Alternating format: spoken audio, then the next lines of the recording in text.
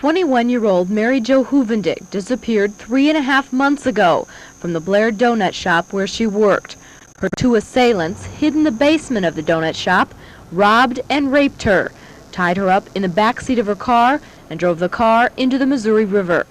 4 days after her disappearance was reported to police, her car was pulled from the Missouri. But Miss Hovendick's body was not inside. Divers searched the river for days with no luck.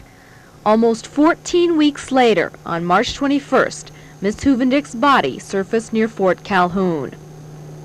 Today, after all the uncertainty, Mary Jo Hovendick was buried. About 75 friends and relatives gathered around the grave to give their last respects. The donut shop where she worked closed for the day.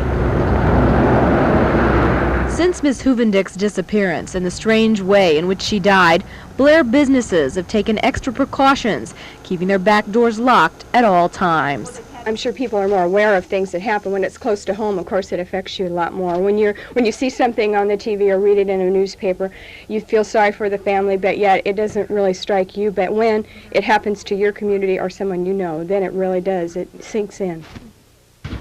17-year-old Dale Nolan pleaded guilty to the murder and was sentenced to spend the rest of his life in prison.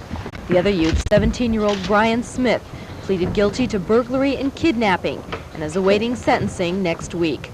Today, however, thoughts were with Mary Jo Hovendick of Blair, dead at the age of 21. Deborah Ward, News Center 3 Tonight.